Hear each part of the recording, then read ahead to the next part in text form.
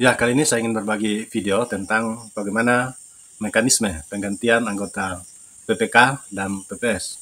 Nah, dasar hukum yang kita pakai adalah keputusan KPU nomor 67 tahun 2023 di bab 2 dan bab 4. Nah, untuk lebih memudahkan memahami bagaimana mekanisme pergantian anggota PPK dan PPS, maka video ini saya bagi di dalam beberapa segmen. Yang pertama yaitu kita akan membahas terlebih dahulu siapa yang membuat surat keputusan pengangkatan anggota PPK dan PPS. Atau dalam hal ini, siapa yang berwenang untuk menetapkan pengangkatan anggota PPK dan PPS. Nah, kemudian yang di segmen yang kedua, kita akan membahas bagaimana syarat pemberhentian PPK dan PPS. Atau apa saja ketentuan yang harus dipenuhi untuk memberhentikan PPK dan PPS. Dan kemudian di segmen yang ketiga nantinya yaitu bagaimana prosedur pergantian PPK dan PPS.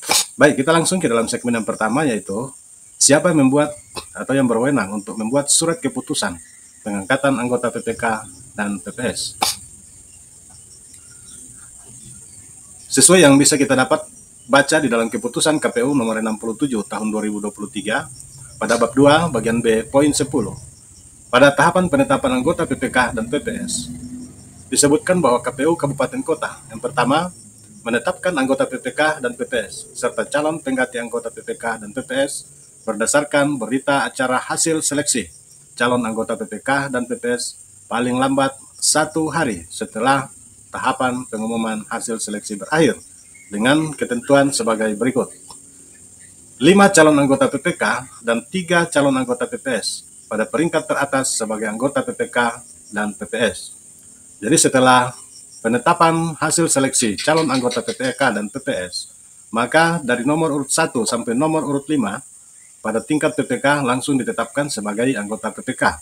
Sedangkan nomor 1 sampai nomor 3 dari calon anggota PPS ditetapkan sebagai anggota PPS. Kemudian yang kedua, 5 calon anggota PPK dan 3 calon anggota PPS pada peringkat selanjutnya sebagai calon pengganti anggota PPK dan PPS atau calon pengganti antar waktu. Nah, kemudian pada poin B, mengangkat dan melantik calon anggota PPK dan PPS yang dinyatakan lulus pada seluruh tahapan seleksi sesuai dengan masa kerja PPK dan PPS yang dilakukan secara luring apabila terdapat kondisi yang tidak memungkinkan pelantikan dapat dilakukan secara daring. Nah, jadi dari poin ini kita bisa menangkap satu poin bahwa yang berhak atau yang berwenang untuk membuat surat keputusan pengangkatan anggota PPK dan PPS adalah KPU Kabupaten atau KPU Kota. Nah, segmen yang kedua yaitu apa saja syarat-syarat untuk pemberhentian PPK dan PPS. Nah, ini bisa kita baca di dalam keputusan KPU nomor 67 tahun 2023 pada bab 4 bagian A. Jadi anggota PPK, PPS dan juga termasuk KPPS diberhentikan karena A. Meninggal dunia, B. Berhalangan tetap, C. Mengundurkan diri dengan alasan yang dapat diterima, atau D. Diberhentikan dengan tidak hormat. Nah, kemudian anggota PPK dan PPS diberhentikan karena berhalangan tetap sebagaimana dimaksud pada angka 1 huruf B atau yang ini ya. Meliputi keadaan. Yang pertama, tidak diketahui keberadaannya atau tidak mampu melaksanakan tugas secara permanen. Jadi ada 2 alasan untuk memberhentikan anggota PPK dan PPS dan juga termasuk KPPS yang dianggap berhalangan tetap, yaitu apabila tidak diketahui keberadaannya atau sudah tidak berada di desa tempat berdomisili atau di kecamatan tempat berdomisili dan atau tidak mampu melaksanakan tugas secara permanen, bisa karena sakit permanen seperti misalnya stroke atau kecelakaan dan lain sebagainya. Nah, anggota PPK dan PPS berhenti karena diberhentikan dengan tidak hormat, sebagaimana dimaksud pada angka 1 huruf D meliputi A. Tidak lagi memenuhi syarat sebagai anggota PPK dan PPS, B. Melanggar sumpah atau janji jabatan dan atau kode etik, kemudian C. Tidak dapat melaksanakan tugas dan kewajiban tanpa alasan yang sah, kemudian D. Dipidana penjara berdasarkan putusan pengadilan yang telah memperoleh kekuatan hukum tetap karena melakukan tindak pidana pemilu dan tindak pidana lainnya. Kemudian bagian E, tidak menghadiri rapat pleno 3 kali berturut-turut yang menjadi tugas dan kewajibannya tanpa alasan yang jelas. Atau yang terakhir, melakukan perbuatan yang terbukti menghambat KPU Kabupaten Kota, PPK, PPS, dan KPPS dalam mengambil keputusan dan penetapan sesuai dengan ketentuan perundang-undangan. Nah, kemudian segmen yang ketiga, yaitu prosedur pergantian PPK dan PPS. Ini bisa kita baca di dalam keputusan KPU nomor 67 tahun 2023 pada bab yang keempat. Bahwa pemberhentian PPK dan PPS dilakukan oleh A. KPU Kabupaten Kota untuk memberhentikan PPK dan PPS untuk pemberhentian dengan alasan meninggal dunia, berhalangan tetap, dan mengundurkan diri dengan alasan yang dapat diterima. Kemudian B.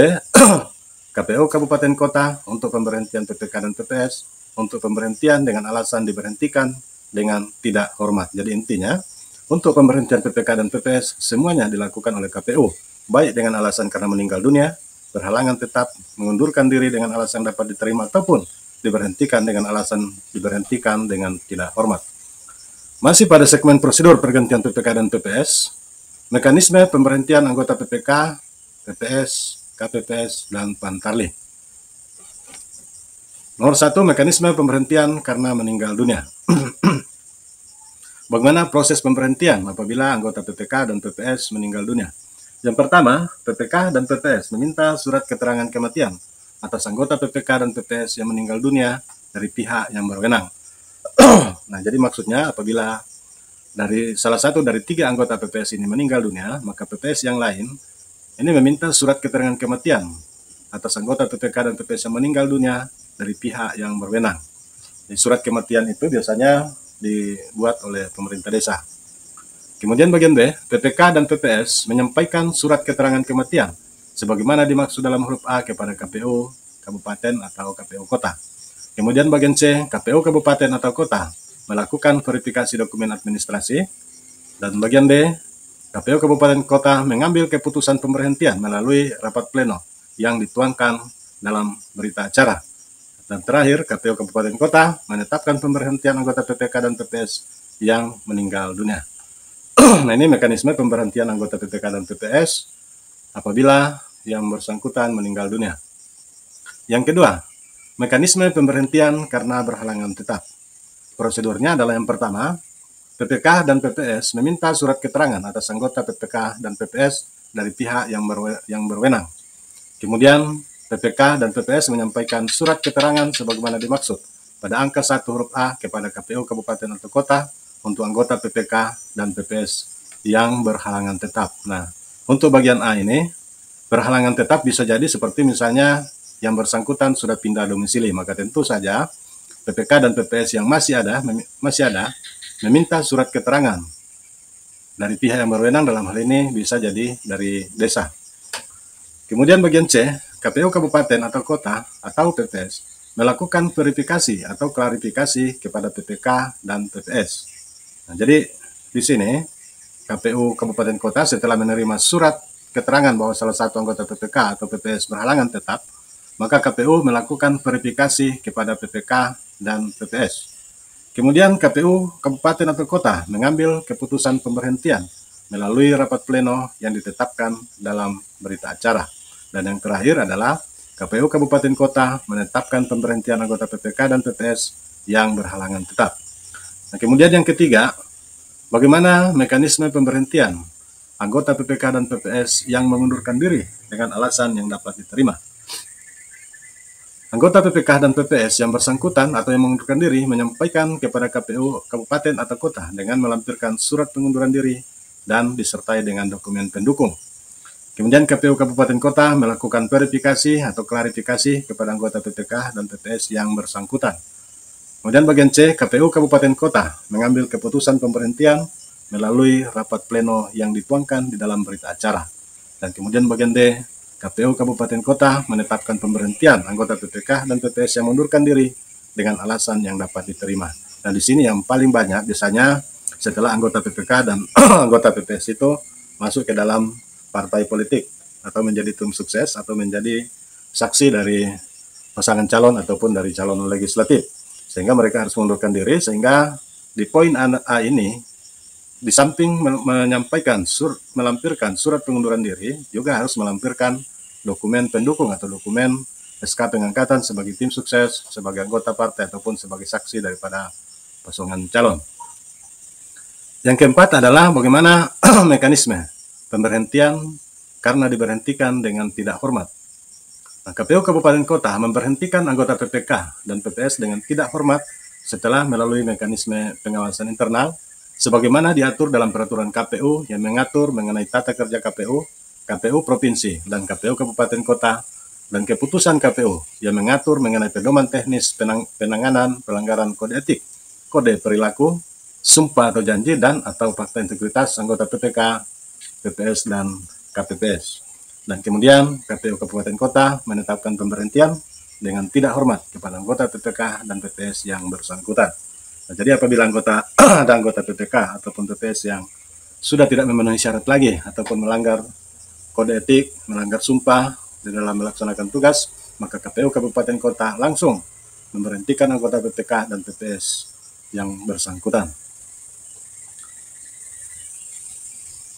Nah, penggantian anggota PPK dan PPS dilakukan dengan ketentuan A. Anggota PPK dan PPS digantikan oleh calon anggota PPK dan PPS peringkat berikutnya berdasarkan hasil seleksi yang ditetapkan oleh KPU Kabupaten Kota dengan keputusan. Nah, jadi apabila ada anggota PPK atau PPS yang berhenti, maka secara otomatis ini digantikan oleh calon anggota PPK dan PPS pada peringkat berikut atau calon anggota PPK dan PPS yang masuk dalam daftar pergantian antar waktu. Dalam hal peringkat berikutnya, tidak lagi memenuhi syarat sebagai anggota PPK dan PPS atau tidak tersedianya calon pengganti dalam peringkat berikutnya, maka KPU Kabupaten atau Kota memilih calon anggota PPK dan PPS dengan menunjuk masyarakat setempat yang memenuhi persyaratan. Nah, jadi apabila para pengganti antar waktu ini tidak tersedia atau tidak bersedia, maka KPU Kabupaten berhak untuk menunjuk langsung masyarakat setempat yang memenuhi persyaratan. Nah, jadi demikian video sederhana ini. Semoga bermanfaat.